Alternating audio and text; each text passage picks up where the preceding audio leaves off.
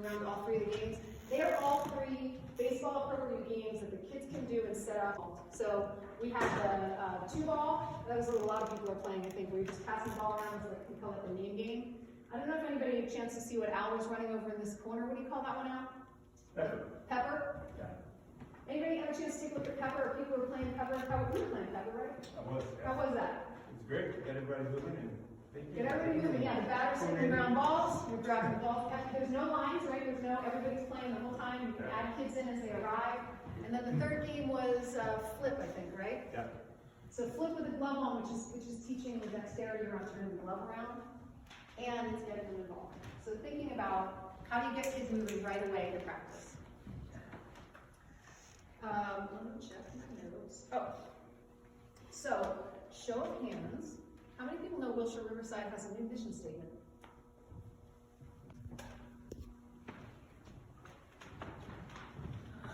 I'm recording, I can't see that. Yeah, life lessons. Life lessons, okay. Teammates. Community. Kids, all right. Excellent. Players.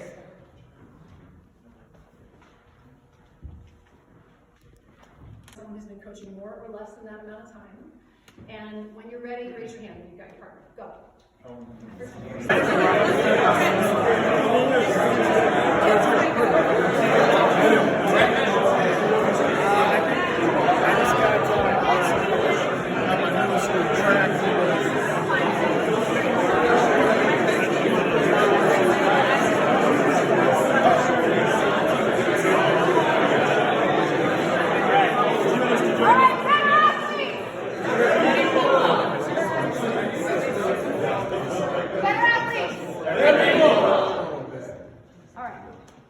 Willing to partner with some of our new coaches. Yeah, you might have to break up. Yeah, that's fine. Let's go. Let's get it going. Okay, one more. Great. You can have a group of 3 at a time. Okay. In your group, here's what we're going to talk about. Everybody's good? Better athletes. Throughout the workshop, one of your biggest challenges with the age groups you're working with is behavior management. So I'm attempting to demonstrate a few different techniques you can use around this age with good kind of behavior management. One of them is, you'll hear me say, when I say go, blah, blah, blah, blah, blah. If you just start saying, grab a partner, blah, blah, the kids are gone. When I say go, having a way to get them back, there's a lot of different things that teachers use. They'll do that. Yeah, there's all sorts of different things you can use to get a group's attention back. So I'm going to try to model some of those as we're going through today. Okay, so what I want you to think about right now is there's a football coach named Joe Urban. The book was written about him called Seasons of Light. He's a former Baltimore Raven, I think, when they were Baltimore Colts, when they were still Colts. Anyway, he says there's 4 questions that every coach ought to ask themselves. And these are 4 questions that I revisit pretty frequently during my season and as I'm coaching. I have 2 kids and I coach their younger team. My younger son's 12, so there's different challenges with different ages. Those 4 questions are, why do I coach? Why do I coach the way I do? What does it feel like to be coached by me? And how do I measure, how you are going to measure success for this season of your coaching in Wilshire Riverside Little League? What questions do you have? Okay, go.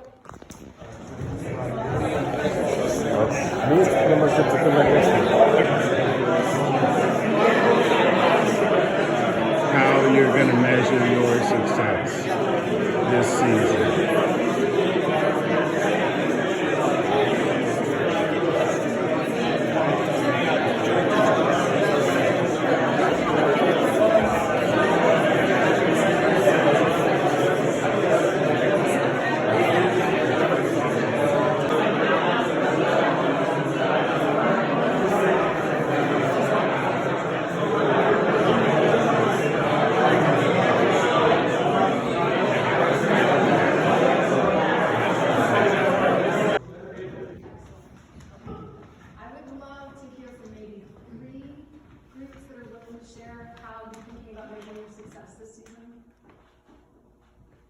Yeah, we said having fun is one of the main goals, not only for the kids, but also for ourselves. I love Getting that. caught in like the stressful organization of it all. Yeah, having fun. PCA says fun is the most appropriate F word in sports. So I love what you're bringing, and I love the idea of fun for the coach too, because you're pouring a lot of energy into this. This ought to be something that brings you joy as well. Thank you for sharing that. I think I saw him in the yes. What's your name? Eddie. Eddie, okay. And Elle. Hi. Yeah, we said having fun and then also having the kids want to come back and play again next year. Oh, that is, I hear that one a lot when I do these workshops. I love that one, that idea of they coming back to the sport. Because we hear about kids quitting, right? We hear about kids quitting as it's, well, because it's why we quit.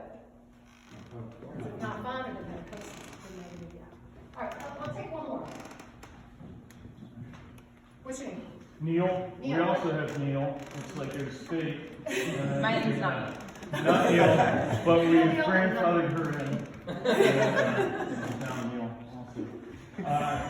So we talked about, we had last year some kids who, I don't even think they knew what hand they were, and by the end of the season we're throwing the ball across the diamond. We also talked about repeat customers, having these kids come back next year too, and just the fun aspect, but just some of them you can tell had never swung a bat. And then you had ringers who you could tell they were the youngest runt in their family, and they'd been watching their brothers and sisters play baseball, and they were the ringers for our team. So I think just making sure you can combine the different backgrounds of the children and, the teammates. Yes. One of the things I find most challenging about coaching rec is the variabilities that you encounter, and so when we talk about it, I have some ideas about how you can approach that. That's great. I love, so this, anytime I ask a question about PCA, I have some boards up over here. This is always going to be the open book test. If you look at the board that is second from the left, that's got the 3 principles of positive coaching. And what I love is that the outcomes that we talked about map pretty well on those principles. First principle of positive coaching is connection. That's where the fun comes in. Kids perform better, they enjoy it more if they feel connected. Second principle is improving. That's what you just talked about. You take a kid that can't throw a ball, and by the end of the season, they're putting it over the plate. And so we're going to talk about mastery. And then the third one is integrity. Feeling proud about the organization you're part of, feeling proud about the way you behave and honoring the game. And these map pretty well onto your mission statement, right? We talked about the words we underlined. We talked about fun. I would say fun maps right onto the connection. We talked about developing as players and as teammates. That's the improvement piece. And then we talked about learning life lessons in an inclusive community, and I would say that's the honoring the game piece. So there's a really nice alignment between the principles of coaching we're going to talk about and your mission statement. So I'm going to dive right in. We're going to start with the emotional tank connection principle, and we're going to do that through a game called Chaos Tag. So before we start the game, can I get a coach or two out to demonstrate what a good, proper tag looks like with a glove? Yeah. What's your name? Tim. Tim, great. Grab a friend. I don't want to be done with it yet. So, good, like tag them out? Yeah, tag him out. Yeah, so, Great. want to keep, What are we looking for? want to keep, your hand on the ball so it doesn't go out when you don't want to do that. Okay. You don't want to Got it. slap them. Okay. Don't go slapping them. Okay. That's great. So the way chaos tag works, it's also called everybody's it. Everybody's it. If you tag someone, and it needs to be a good, proper baseball tag technique, that person's frozen. You are frozen until the person who tagged you is frozen. If they get frozen, you can move them. What questions do you have? All right?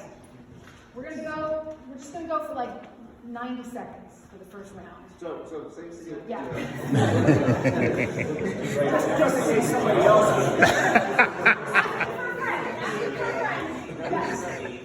Yeah. Everybody's it. If you tag someone, now you're frozen, and I'm not tagging other people. When I get frozen, now you can move. That's the chaos element, right? You gotta pay attention, and you gotta honor the game. You gotta move, you gotta freeze until you're unfrozen. Got it? Yeah. Go!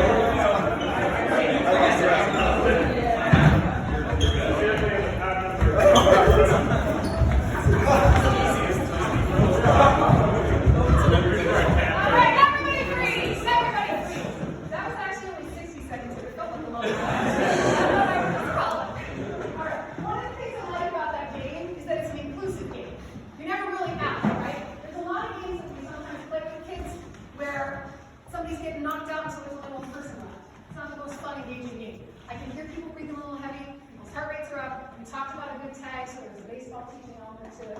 So PCA talks about, the analogy we use is emotional tanks. And when players' emotional tanks are full, they're able to bounce back from mistakes, they're more coachable, they're more engaged, and when tanks are drained, they're disengaged and not as able to recover from setbacks. Let's do a quick check of emotional tanks right now. And I often start practices like this. So thumbs up is your emotional tank's full, you're excited to be here. This is kind of sort of between you here, and this is low emotional energy right now. So where's everybody's tank?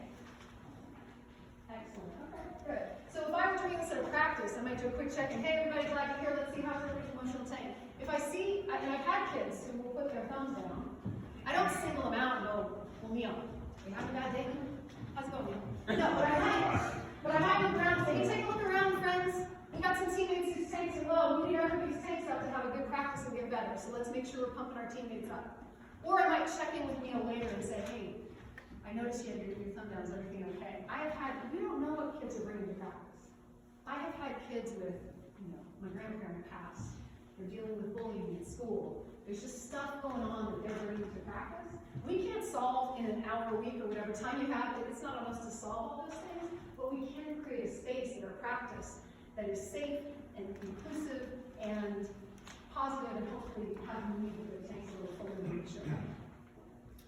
Those of you that have been to a PCA workshop before might have heard there's this magic ratio based on research from classrooms, from sports, and from marriages around what the optimal ratio of positive to negative feedback is that supports the best performance. Anybody remember what that ratio is? 7 to 1.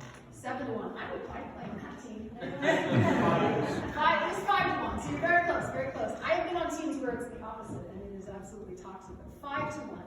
The first time that I was in one of these PCA workshops and I heard that 5 to 1, I thought, there's no way. But I gotta be good job, good job, good job, good job, good job. You gotta level out your shoulder there. That's not exactly what it means. It means an overall environment that is more positive than negative. And that 5 can come from you, it can come from your assistant coach, it can come from teammates, it can come from just the overall environment you created. And it's not 5 to 0. There's still room for correction and improvement, but it is creating an environment that's overall positive rather than negative. I think the last thing I wanted to say around, there's two more things I want to say around floating tanks. One is back to the question that we had about when you're coaching kids with different abilities. I often have, but I've encountered where the better kids get a little frustrated with the kids that aren't as good. And I think one way that we can talk to kids about this and talk about this in the context of filling tanks is that a good athlete really focuses on making themselves better. For sure, top athletes are making themselves better. A great athlete makes those around them better. I think about Shane Battier. I think about Julie Ertz on the U.S. Women's National Soccer Team. Those are players that everyone plays better when they're on the field. So one of the ways that I talk to kids, I've in the past used with some of the ringers that you talked about who maybe get frustrated with others is, what are you doing to make those around you better? How do we get the whole team? How do we improve? You feel like what you're saying. And the final thought I wanted to add on that is the women's ultimate team that I used to play on and coached for a while, Fury. We're multiple national championships. And we've been very intentional, particularly in the last 5 years, really intentional around culture and using some cue words around our culture. And recently, the last 2 seasons, one of the key words, one of the key phrases that we've used is turn toward. So we are trying to create a culture of turn toward. If someone wants to get some extra reps in, turn toward. If someone's having a hard day and you're frustrated, turn toward that person. So I think you can have very simple phrases with your kids around the kind of culture you want to have on your team.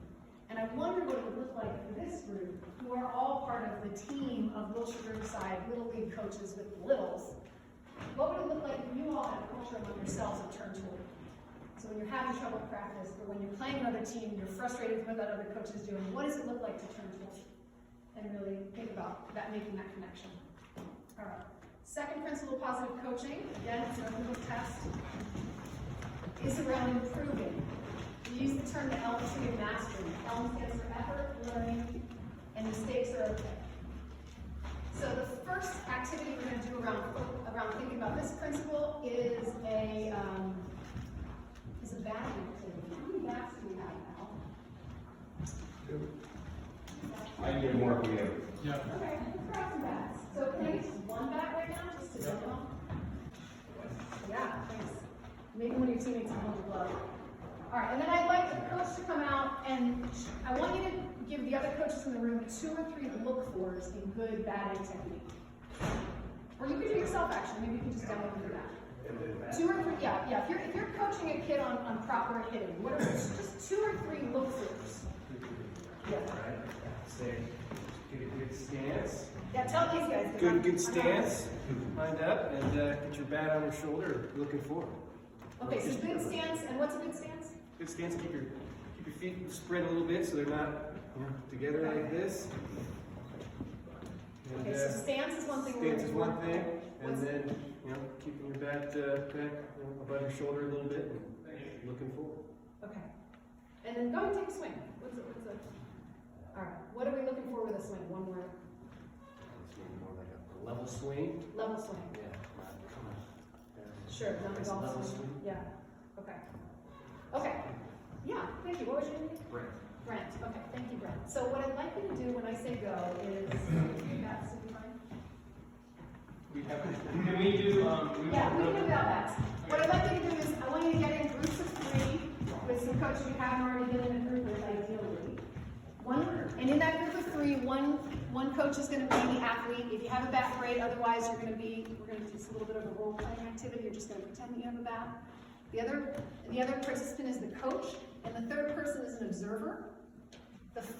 We're going to do 2 rounds of this. I'm going to tell you what we're going to do in the first round. In the first round, the coach is only allowed to comment or notice what the athlete is doing correctly. You may only comment on what's correct. Okay? All right. Groups of 3, go.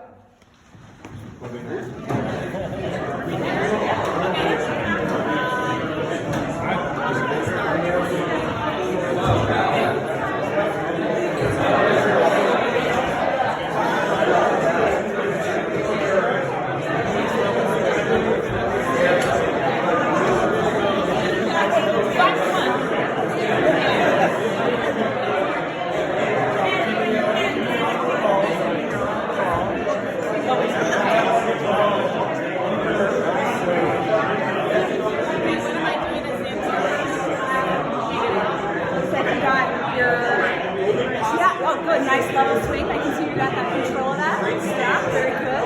Your elbows look like you're in the right spot. Oh yeah, nice level swing.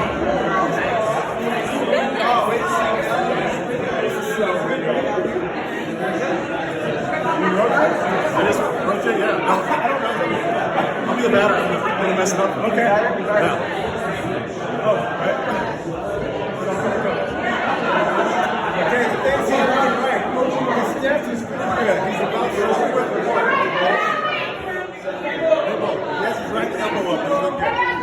I'm going to keep us moving through this. All right, so that was round 1. I want to hear from a couple observers. Observers, what did you notice about the coaching? Any observations?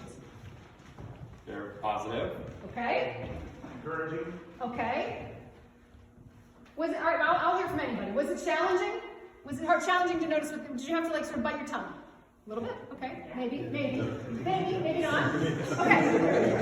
Here's how round 2 is going to go. You're welcome to swap roles if you want. It's really up to you. This is your exercise. But here's how round 2 is going to go. In round 2, the coach can only ask questions. So here's what it might look like. Okay, will you take a swing for me? What's your name? Mark. Mark. Hi, Mark. Would you like to practice your swing? Great. Can I see it? Excellent. How did that feel? Awkward. Where were your feet? They were spread apart, I guess.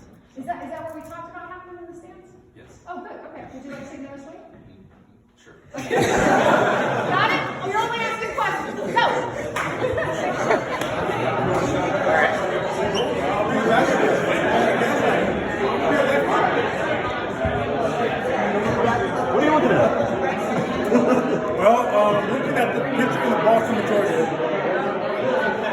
Are you going to turn your head away?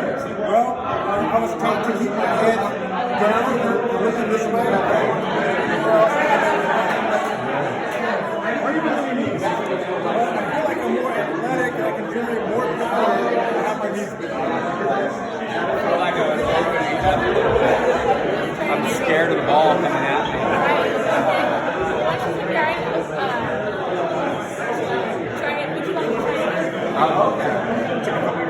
Welcome back.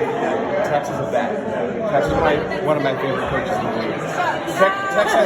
Tex has the best saying about energy and attitude that I've ever heard, and I borrowed it. What did I say? Why do it when you can overdo it? Yeah! I love that. Because Tex last year for their Riverside game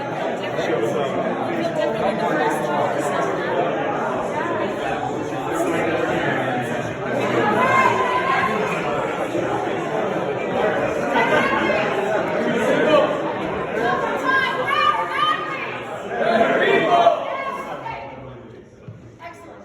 So, I'll tell you one observation I made for the second round. There's a lot noisier in here. Why was that? More interaction. More interaction, yeah. What else did you notice about the second round? Had to answer questions. Yeah, the athlete had to be more engaged, huh? You know, we've done this exercise in workshops for a while, just doing the first round, just really trying to encourage coaches to be noticers. You know, kids want to be seen, notice if they're doing well. They probably already know when they've screwed up, or can we point out, can we fill their tanks? And then recently, one of our new National Advisory Board members specializes in coaching, trauma-sensitive, trauma-informed coaching, and also like on the brain. She's a pediatric neurologist. And she introduced us to this idea of asking questions as a form of coaching. Now, are you going to spend your entire practice asking nothing but questions? No. But this is another tool to kind of tuck into your toolkit. And I'm hoping by the end of this session today, you've got 2 or 3 new tools that you are ready to go out and try on the field. So asking questions, getting them engaged, is a way to really get the kids thinking and owning kind of what they're doing. And it's a way to focus on mastery. Second, okay, we do have to deliver some critical feedback, right? I'm not suggesting that you're never going to give a correction. A particularly effective way to do that is an if-then statement. So I'm going to give you an example in the sport that I often play and coach, ultimate frisbee, and then I'm going to look for 3 examples from the crowd of baseball-specific if-then statements. So if I were coaching an athlete about throwing a backhand, I might say, you know, if you want to put 10 more yards on your backhand, rotate through your hips. Then rotate through your hips. If you want to put 10 more yards on your backhand, then rotate through your hips. Can someone give me an example of a baseball-specific if-then statement you might use with kids this age? Yeah. If you don't want to hit a pop-up, level your swing. If you don't want to hit a pop-up, level your swing. I like that. I am generally a fan of framing things in the positive. So if instead of saying if you don't want to hit a pop-up, what might you say? If you want To hit a line drive. You want to hit a line drive. Okay, so if you want to hit a line drive, level your swing. Then level your swing. Can I get another? Yes. How would combining the if-then with like the question, right? So Sure. if you want to hit the ball really hard, show me what that might look like. Okay. Right? Yeah. Oh, that's like next level right there. Okay. I haven't thought that one before. Well, in terms of especially in terms of batting, Yeah. at this age, we oftentimes over-engineer what it's supposed to look like. Yes. And the reality is that every kid is going to have a different stance and a different swing, but there's some fundamentals around balance and getting ready. Yes. And you can get the kids to talk to you know, show me what that might look like if you're in a really balanced stance. Or if you're ready to hit, what does that look like? And you'll see the kid do this. Oh. Instead of just showing them how to do it, right? That is cool. I love that. Thank you. When we coach younger kids in ultimate frisbee, we often just say, make it fly. Not trying to, like you said, not trying to over-engineer, kind of joystick the motion, just make it fly. Let me see what does it look like? What is the power stance? I love that. That's great. All right, one more if-then statement. And how about this one is maybe not physical skill related, but maybe it's like communication related or something that teammate behavior related.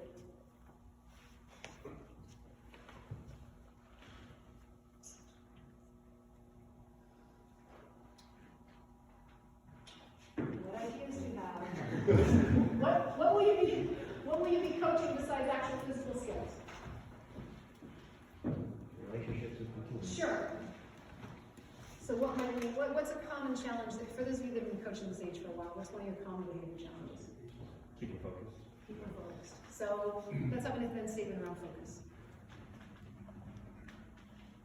If we stay focused, I'll buy you all ice cream. Thanks, Ben. I was thinking more like, you know, if we stay on task, we're gonna have more time to scrimmage at the end. Or I don't know what, you know, or if you want your teammates to play well, then we gotta make sure we fill all their tanks. Okay? The if then statement. What I like about if then statements is it does give some agency to the kids, right? I mean, I know we all think we think they're listening and we think we're sort of in charge, but at the end of the day, this is their experience and they're really in charge of it. And we can give them guidance, and the if then tells them why they're doing something too. Otherwise, it's like a sea of direction, right? Stand over there, don't do that, don't do that, don't stand, do this. It's like, if you want to get more power, come from a place of balance. Okay. Hey, Sam. Yes. On the question, when you only ask questions, I wanted to, can I add one thing? Yeah, please. Make sure that as you're asking questions, that you're not just fishing for what they've done wrong and you just keep going, because it will paralyze them just like it does if you just keep pounding. You're not doing it right. So use the question thing. If you are trying to use it as a way to help them correct something, make sure you're asking, what do you think you did well? What's something that we talked about that you could work on? Like, don't just fish and fish and fish, because then they freeze. Yeah, thank you. It's also not sincere, right? Like, ideally, we're coming from a place of curiosity, not a place of criticism. Okay. Huge part of this concept of focusing on mastery rather than outcome is recognizing that mistakes are a positive thing. They are part of learning. So right now, we're going to do a little exercise, a little activity around mistakes and around using the mistake ritual. Anyone familiar with mistake rituals? They're prevalent in baseball, as are mistakes. So mistake ritual is a simple physical gesture that athletes can use to bring their focus back to the present. And I've seen many of them. There's a story about UC Riverside, a college team, and they worked with sports psychologists, and he put a little, one of those banks, looks like a toilet, in the dugout, and they would go in and flush their mistakes. And then they realized it was really inefficient to always have to go in the dugout to get rid of your mistakes, so they just had a little like flush, imaginary flush. So flush it works great with kids this age. Shake it off, brush it off. I've seen baseball players talk about like grabbing a little bit of dirt and throwing the mistake away. Something simple that you can do that cues you to let go of that mistake and get back in the present. Next play is the best play. So when I say go, I want you to grab a partner, and I want you to each, you can have a different mistake ritual, or you can each agree on a mistake ritual, or you develop a mistake ritual for yourself. And when you're ready, look up at me. Go.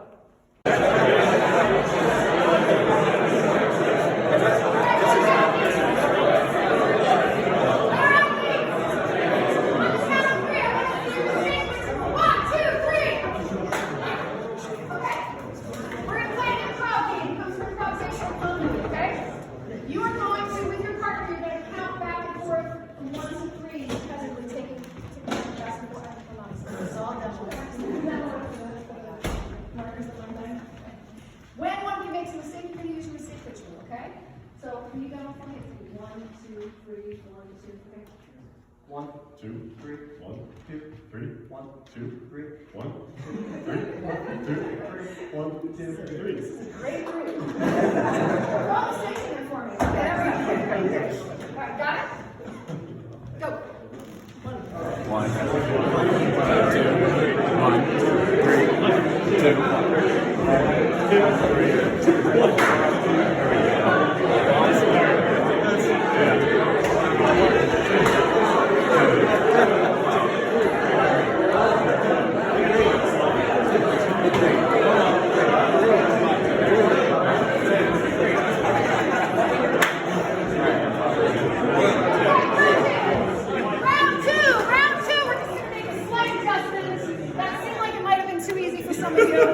The slight adjustment is instead of the number 2, you're going to clap. 1, clap, 3, 1, clap, 3. Okay, go.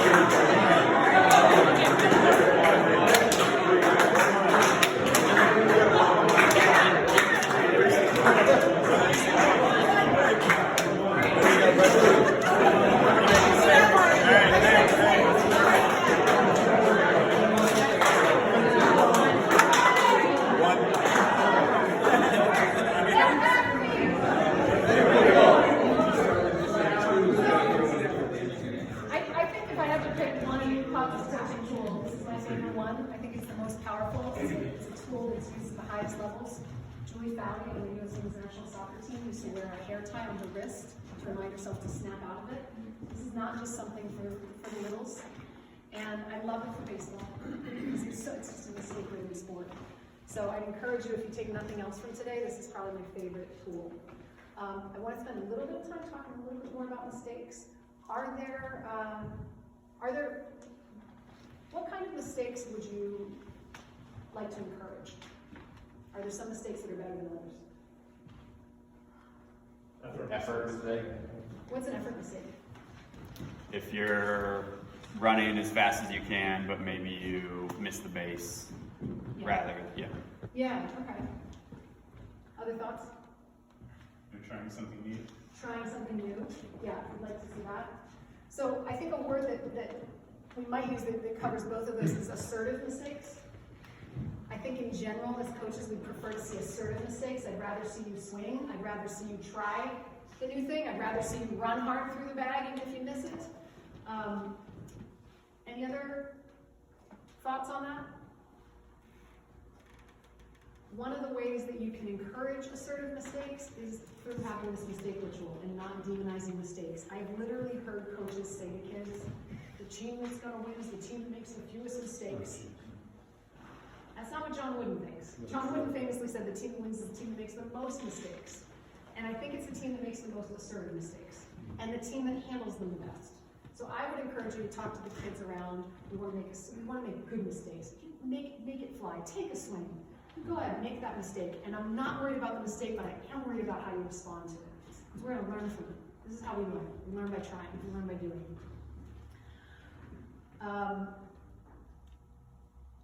It's very consistent with growth mindset. Some of you might have heard of Dr. Carol Black out of Stanford, who's written a book called The Growth Mindset. She's got a great TED Talk for those of you who only have 10 minutes to learn more about this stuff.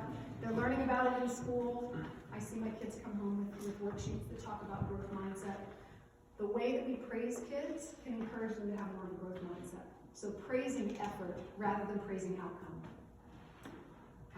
What's that going to sound like? It's going to sound like we're not going to say, hey, you're a natural. And my son's left-handed, he's been told he's got a natural lefty swing. I don't know what the heck that means, and I wish coaches would stop saying it. Just tell him that you can tell he's been working on something, and it looks good, and here's how we might want to keep working on it. Okay? Focusing on effort, focusing on things they can control, reduces kids' anxiety, it gives them more of a sense of control. So one of the ways that I've found that works well for me to focus on effort is something called positive charting.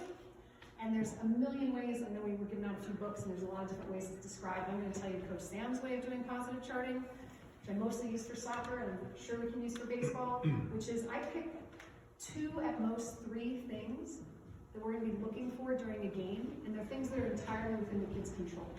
So we're not going to look for singles and doubles and runs, but we might look for swinging at the right pitches, or running through the bag, or you're going to be able to tell me a whole bunch of other things we might be looking for. And I'll have my whiteboard. We might be looking for mistake ritual, right? If you just taught the mistake ritual, the very next game you might say, I want to see people using the mistake ritual. We're not counting mistakes. We're counting people effectively using the mistake ritual. And maybe it's swings, right? I feel like at this age, sometimes some kids are a little afraid of the ball. So all we're looking for are good swings. And I have the kids fill it out. So in soccer, I have the kids that are on the bench with me that are filling this out. You could do this with the kids in the dugout. Or I think in this age, they're all in the outfield, right? There's no age. It's the majors where sometimes they have to sit in them. So I'm not trying to add something else that you have to keep track of as coaches. This is another, or you can have parents do it too. Parents can do it. Yeah. I like finding a way. If you've got a kid that's injured, he can't play for it, he or she can't play for a game. Have them tracking things, and we don't track it individually. We just track it as a team, and then we'll pull it out at the end of the game. Look at how we did, And then I can look and say, okay, well we were working on 3 things today, right? We were working on running through the bag. We were working on using our mistake ritual, and how did we do? And if you won the game, you can say, look, see, when we focus on the right things, we get the result. And if they didn't win the game, you can say, when we focus on the right things, the result will come, but we're focusing on the right things. Now in soccer, I'll do it in halves so that we can say, like, did we do better in the second half or worse? If you're just playing 3 innings, maybe you could even split it into the 3 innings, Can we do more in the 3rd inning? You guys, I saw 6 good running through the bag in the 1st inning. Can we even get more in the 2nd? But finding a way to get their head off the scoreboard and focused on effort and things that they can control. All right, the last principle, honoring the game, integrity. We talk about respecting the roots of the game. R stands for rules. O stands for opponents. Second O stands for officials, teammates, and self. And we define respect for self as meeting your own standards even when those around you aren't. And you can probably imagine some scenarios when you're coaching against an opposing team where maybe respect for self is continuing to hold your standards when you maybe feel like the other team isn't. I want every snap. Okay. I'm going to go through those again, and I'd just like you to snap for the one that you think is probably the hardest for you as a coach to respect. So, rules. Okay? Opponents. Okay. Officials.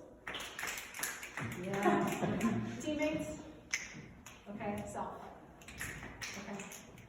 I routinely hear officials as one that gets a lot of snaps. It is a challenge for all of us. So, thinking about knowing that is your challenge, it's something we need to practice, right? Bad calls are something that comes up.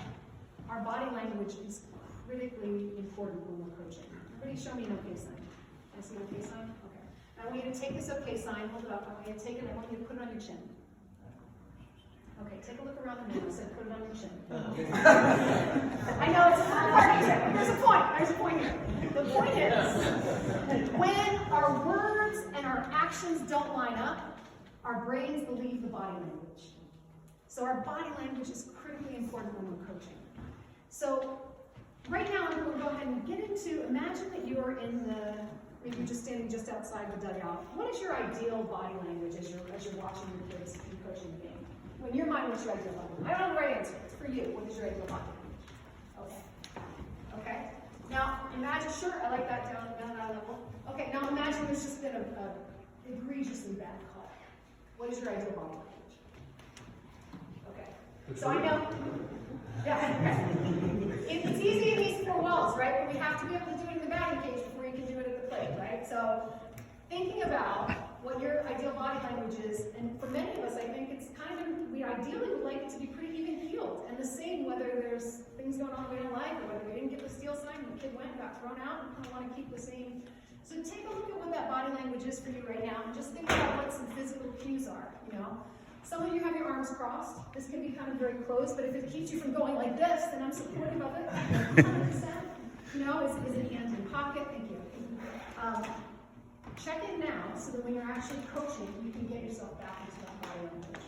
What's your facial expressions? Relaxed? I did a little like 11 between my eyebrows when I coach. The reason I know this is that I have myself videotaped, which I would also recommend you all try on your phone, do an assistant coach, and see what your body language is. Because I start to furrow my brow when I get stressed out, and I'm really trying to work on that. As our final exercise around this concept of honoring the game, I'd like you to get in groups of maybe 4 or 5, and just, those who are comfortable, share with the group a time that you have felt that you didn't honor the game and what you wish you had done differently.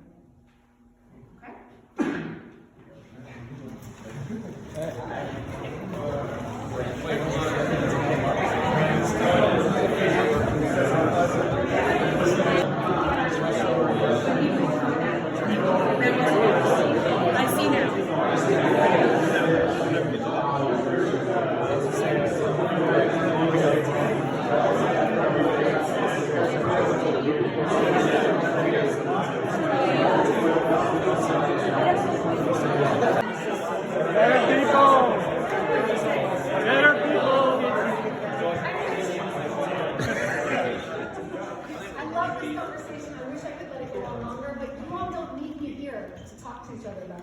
So I hope that you've started a conversation that you're going to continue throughout the season and turn toward each other and rely on the things that we've talked about today.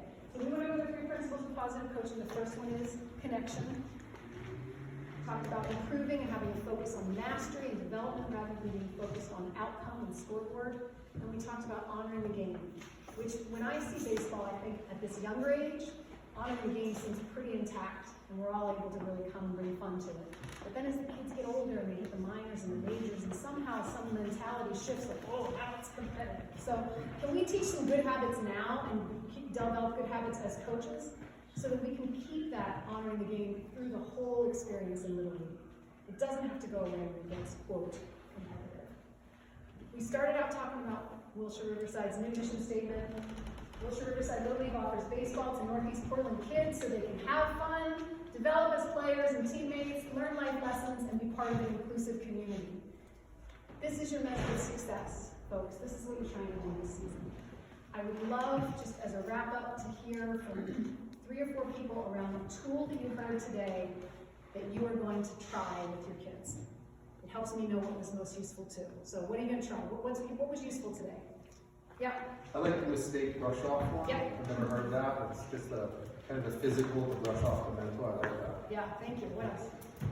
I love this board that you have, measuring where do we use these tools. Yes, thank you. I like the emotional check-in at the beginning. Nice, thanks. All right. Anything else? Incorporating our questions. Questions? Oh yeah, that's a relatively new one actually. That's a good, thank you. All right. Ben, did you have one thing that Xander wanted to? Xander forgot to mention helmet safety, and so just subject. told you subject. It just to make sure the helmet fits the kid. If they're running with a helmet that's too big, they could get hurt. And then there's going to be helmets for kids. As you're talking with your parents, if they're, do I need to buy my kid a helmet? They can. It's up to them. They're like $20. A bottle of shampoo for lice is also $20. So that's kind of that's always the concern. So I gave him the more dramatic version that a trip to lice to know you is 6 batting helmets. There you go. Yeah. All right. So our time today was short, but I hope it was impactful. The league is also partnered with PCA to have impact coaches throughout the season, which is I guess me and Al and Ben. Boss, are you going to Yes, some impact coaching? So I think the idea is that one, if you'd like to request that we come out and observe a practice or come out and work with you, we're happy to. And I think we're just going to, in general, just try to get around to some. So you might just see us popping in and observing practice for a few minutes and filling your tanks a little bit and giving you some 5-to-1 encouragement. Yeah. Yeah, great time to do this before practices start. And I know it's going to be pretty quick, but it's a lot better to sit down and talk about it when the kids aren't around, because all of us as coaches, as soon as the first kid comes around, we're looking at the kids. So how are we going to get sign-ups for this? I guess we'll probably have to figure it out. Yeah. Yeah, people can come see Al or myself afterwards, and basically what we're trying to do is just, after this workshop, we don't want you to think you never hear from Positive Coach Alliance or from the Wilshire Riverside Little League. We want to support you as you're going through your season, and that's the goal. So if you get a practice or two in and you're like, whoa, I'm feeling overwhelmed or I need some help, like we want to send our team out to help you. We also just want to be there to support, be there in the stands to cheer you on and help make you and fill your e-tanks, because that's as important as the kids. So that's kind of what our goal is with our impact. All the games we started the workshop with were from Al, and he's got more where that came from. So if you're looking for fun games to play with kids, ways to make it so that there's no lines and laps and lectures, Al's your baseball game guru. So okay. Thank you. One thing we're going to talk about too is we'll wrap up quickly. I know on the schedule we had